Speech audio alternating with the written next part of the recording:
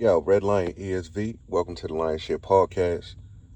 This one right here, I didn't know if I wanted to title it, Train Wrecks and the People Who Like It, or I was going to name it The Black Manosphere, the Refugee Camp. So what I think I'm going to do, well, not what I think, what I'm going to end up doing, I'm just going to combine the two topics because I think I'm running out of gas here. But, boom, this is sparked by, AM1, MOT, whatever.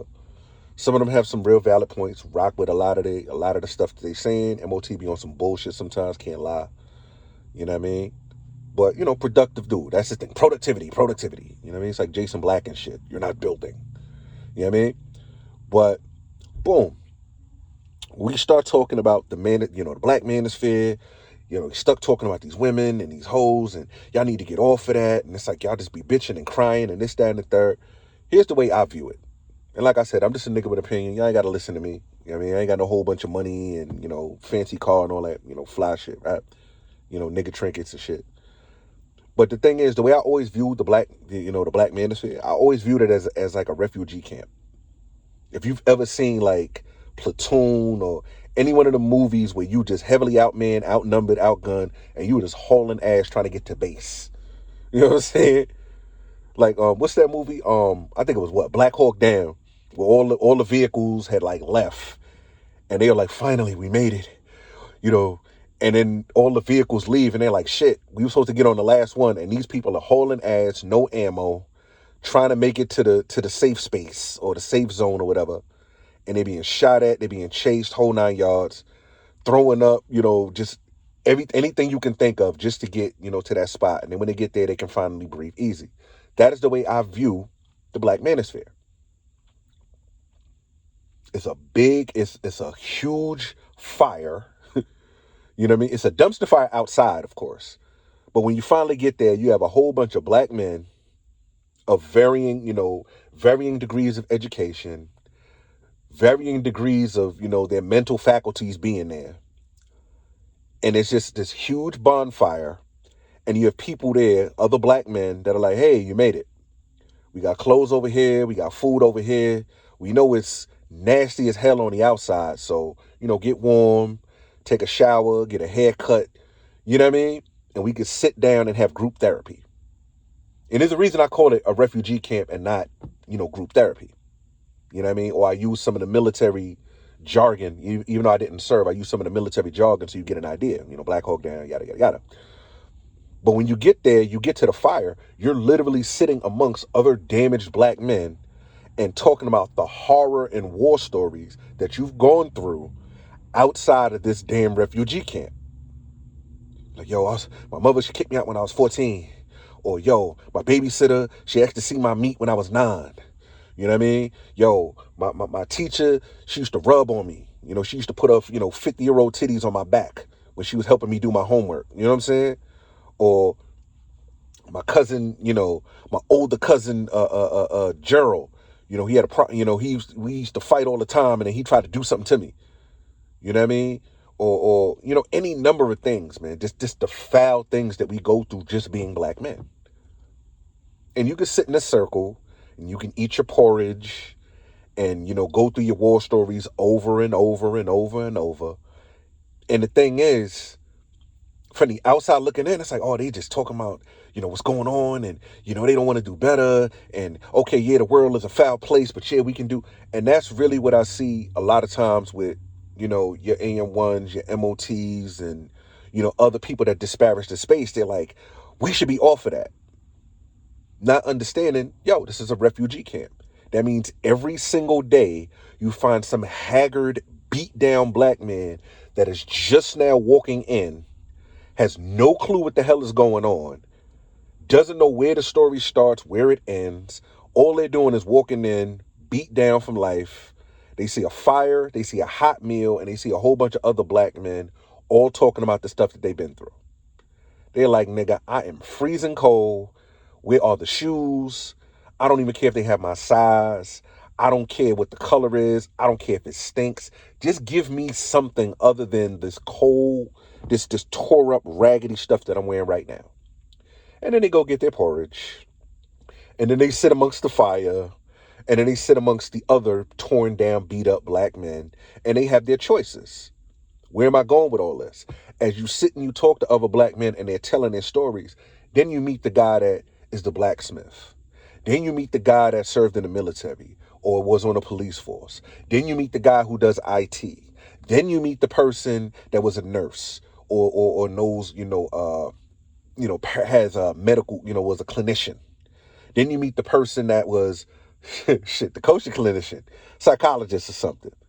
And as you start to talk to these people and you get tired of sitting around the fire, you get tired of talking about the world outside and how different things are and how things have changed, what they used to be, what it could be, you start meeting other black men and you start branching off.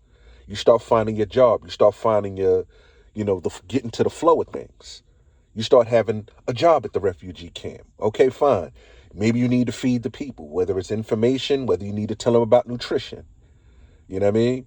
Maybe you say, hey man, some of the fellas coming in from the refugee camp, they looking a little scrawny. Okay, they done had like 3-4 things of porridge. You know what I mean? Maybe you need to take them over here and teach them about body game. You need to start working out. Health is wealth. You know what I mean? Maybe you meet somebody like, yeah, man, because I was messing with this girl, at the job, and I was working on my certificate. Like, oh shit, you know AWS, Azure, Python, Java. Like, yeah, I was in tech. Shit, me too. I was in tech too. And you start branching off into the tech sector. And I say all this to say, sitting around this little bonfire, you're bonding, and then you branch off. You have some people that are so emotionally scarred, they're not going to leave that damn bonfire. They're just going to see day after day different recruits coming in, talking about what they've been through, and they're not going to leave that bonfire. Why? Because they get their daily dosage of just how bad it is in the world. They don't ever have to improve on anything, and they can just sit there and just talk about all the things that they've been through. And you know what's funny? It's not funny, but it is what it is. That's their prerogative to do so. You're not gonna I'm going to crack the whip, and you know what? That's it. No more bonfire, no more bonding. I'm not feeding no more people. You're going to come here and you're going to work, and you're just going to lose people, because every day there's going to be some beat down person coming in, and the day that they come in and go, wow, it's cold in here. There's no food. These people all have jobs, and I don't have a job. I don't have a place to be. I don't have a role. Why the fuck am I here? I might as well go back out there and go die in the wilderness, because nobody gives a fuck about me here either. Now, obviously, I may not be giving the best example, but that's essentially what we got. And how that ties into the other half of what I was saying about, car wrecks and train wrecks and the people that watch it, that's the truth. That ties into the whole refugee camp thing too. You're not going to come here and give people a whole bunch of instructions that have been getting beat down for their entire life. Tough love does not work on everyone. Every now and then you can give somebody a swift kick in their back and get them motivated and moving. But as beat down as black men are, where's all that so-called compassion that we claim that we're supposed to be giving other brothers? Because what I see is a whole bunch of laughing and finger pointing. Now, there's some shit we can all agree upon. The whole doxing thing, the whole, flagging campaign because you don't like what somebody said, even though you could just not listen to them. Because a lot of people be hate watching. I can't stand this motherfucker, but you watch him anyway, like a weirdo. Being so dismissive, man, these educated lame. Some of these dudes really are lame as shit. Can't lie. They're lame as shit. They don't like you because you're an educated lame. They don't like you because you're a fucking bozo. I want to give you a wedgie myself. I don't want you dead. I don't want you shot, stabbed. I just want to give you a wedgie, kick you in your back, tell you to get the fuck out of here. But outside of that, I really don't wish you any serious harm. But outside of that, there's really no compassion. It's not. Even when we die, get shot, stabbed, beat up, gang shit, there's really not a lack of compassion because we don't see each other as human a lot of times. We don't. But as it relates to the whole car crash thing, there are going to be people who just want to see things burn. That's just the way it goes. We all have egos. Every now and then you want to come in, throw your dick on the table, say, my dick is bigger. That's just the way it is. That's who and what we are as a people. So arguing about, oh, if we just get rid of this, then men will get, they're not. Because the men that all they want to do is talk about women and stay at that campfire and never do anything different, that is just who they are. The men who want better and want to do better, they're slowly but surely going to gravitate out of that. Like, well, my belly is full. I have a different set of clothes. I have a different outlook on things. Let me go branch off. Where can I be of use or of service? And you have those that even get so powerful, so strong. They say, you know what? I'm going to go back out into the wilderness. Maybe I can drag some more brothers back in. Maybe I can, let this place be a beacon. Now it's no longer a refugee camp. Now it's a beacon and all men can come here. All black men can come here and do something better. That's also a possibility. And that's not me being a pacifist. That's just me from a personal experience. Let me throw my personal experience in there. Dealing with people who have mental illness, problems with addiction, problems with homelessness, problems with staying in and out of jail, people who are underachievers, a few people that overachieve, but a lot of underachievers. At the end of the day, people are people. Point blank period. People are people. And that's not me, giving people a pass for the faggot shit that they do. That needs to be addressed. But people are people. They're going to do what they do. And you're not going to drag them kicking and screaming into a place that they don't want to go to. You cannot beat somebody. Unless they're your children, you cannot beat them physically or verbally into success. Tough love is cool. But at the end of the day, if they're not receptive to your message, there's not much you can do. If they don't want to learn about technology, if they don't want to learn how to budget, if they don't want to take care of their body, and I know I'm one to talk, I'm going to the gym later. But if they're not willing to hear what you have to say, there's nothing you can really do about it. Most you can do is drop the information and, pray that they get it. Bringing it right back to the refugee camp. Hey, man, we got a camp over here. We got food. We got clothes. You can get your shit together and you figure out what you want to do from there. If you want to sit around and talk about women and how foul they did you, you know what I mean? That's on you. Because I have another video coming up now talking, the difference between, anger and righteous indignation. Because a lot of what this is righteous indignation. But because we don't see the humanity in each other, it's like, damn, you still talking about these hoes? Nigga, I am 10, 15, 20, 30 years deep with righteous indignation. Really think about that for a minute. Decades and decades of being violated. And you want me to shake this shit off in 93 days. You have lost your damn mind. That is not even the way human beings function. Not even close. Now, the success takes some of the sting out of it, if not a lot of the sting out of it. Being productive, stoicism, religion, all of those things can take some of the sting out of some of the foul shit we've been through. But if you think we just going to bury that and it's not going to come back, you must not have studied human psychology 101. The more you try to bury it, the more it's like having hiccups. The more you try to hide the shit, the more you're sitting there looking goofy as shit. Like, man, what's wrong with you? What you jumping for? What you doing all that flinching for? Now I got the hiccups. You try to hide it. Same thing with some of the foul shit you go through. If you don't get therapy and you don't deal with that, it's just going to present itself in a different way. But that's what we have going. Being angry about people. I don't even know what SBE is. I don't even, what shame, blaming, explaining. I don't know who came up with it. Could really care less. But that's what we got. I mean, if you want to do the whole elitist thing, I'm so far above this. We should be so past this. You don't get to tell people how to grieve and how to deal with it. The same way you don't get to tell people how to deal with disrespect. You can tell somebody, yo, man, I don't think you're going about this the right way, but we're pretty much all adults. So unless they're doing something egregious, like I said, I'm with Grizz on this one. There's space for pretty much everybody. And whoever gets the audience, gets the audience. The same way we feel, the same way a lot of people felt about, Kevin Samuels and how he rose up and them not agreeing with him. Or, Dennis Sperling, the way he's going about it, and now he wants to be whoever he wants to be. This is a group of people. There is no head. There is no leader. So with the exception of things that are just egregious, you really can't just ban or outvote somebody and be like, yeah, nah, they can't be here. They all gonna be here. Good, bad, ugly. They all gonna be here. As for the audience, you have to give the audience what it wants. You want to grow your channel? Like, yo, man, you know, if you stop eating so much and you work out, you can lose some weight, man. You can get the woman you're looking for. Yeah, I ain't working out. You don't got to work out. Yeah, I know. That's because this person right here has that talent and you don't.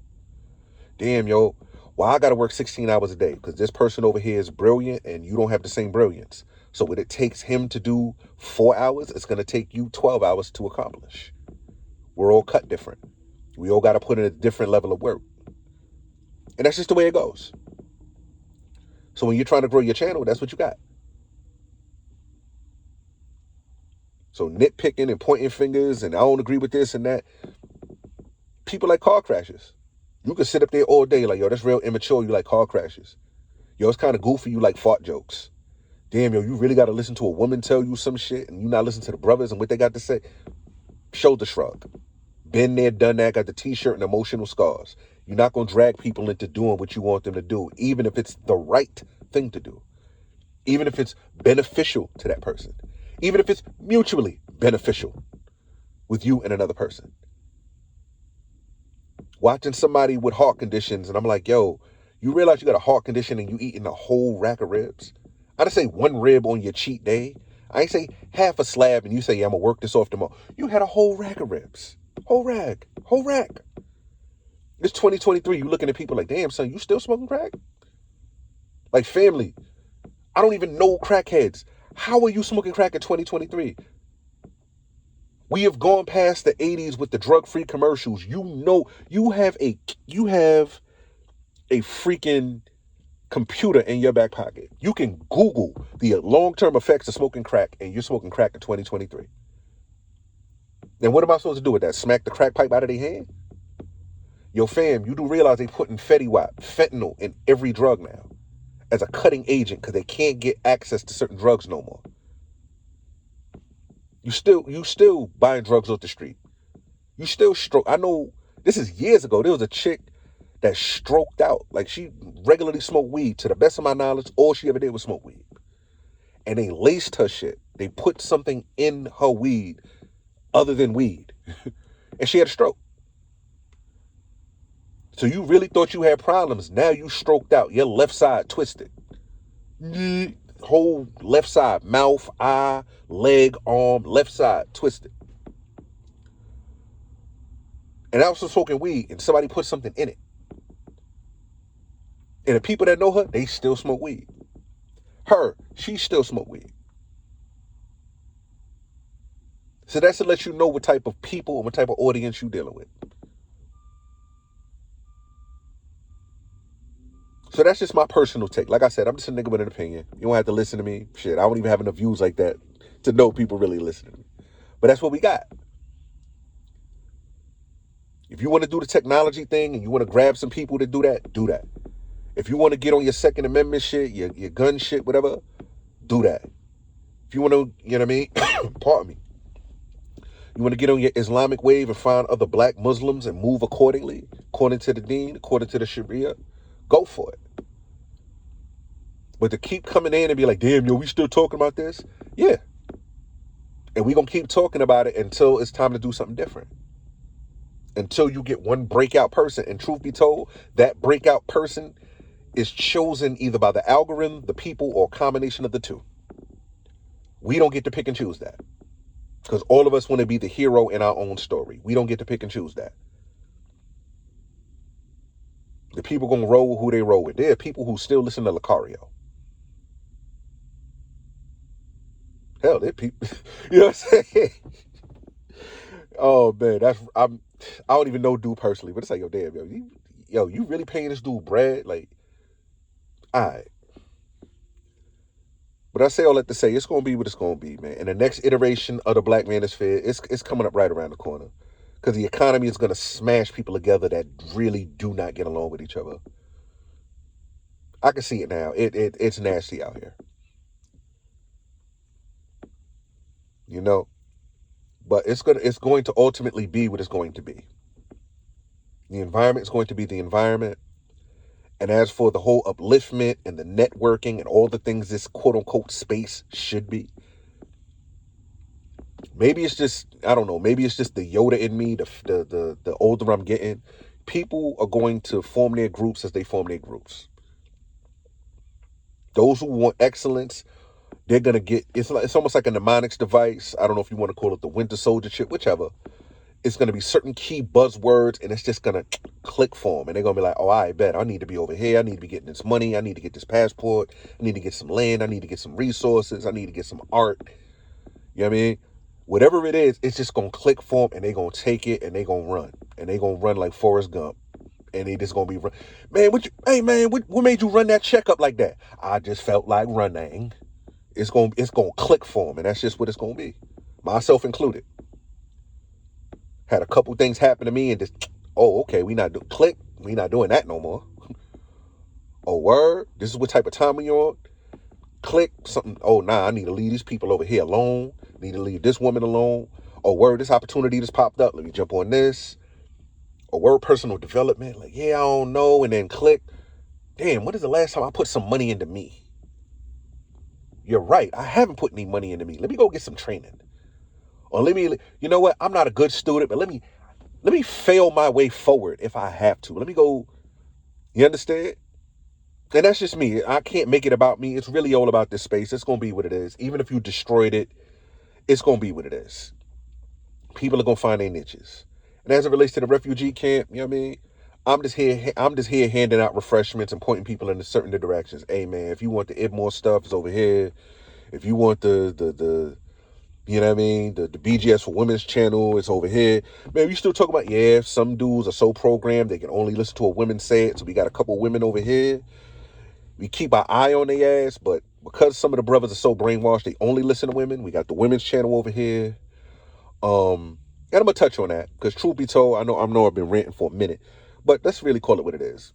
We live in a gynocracy. A lot of dudes are not going to listen to shit unless a woman says it, number one. Number two, most people, let's say, 80, 90% of the world is average. So even with all this quote-unquote red pill information, they're going to fall right back into the same thing. They got all the information in the world. We average. And oh, not me, I make money. Okay, you're elite, you elitist prick. The 10 people over there, whatever, and then you have the 90 million other people that pretty much are average as shit, and they just want a better deal. But that's a video for another day, man. Welcome to the refugee camp. You know what I mean? This section over here likes car crashes, paid with no mind. They just gonna be watching car crashes and stuff burn. They ain't really gonna do shit, ain't gonna change, ain't gonna be about shit. As long as they don't come over here and destroy nothing, we good. Red Lion ASV, Lion Share Podcast. As always, peace and love. I'm out.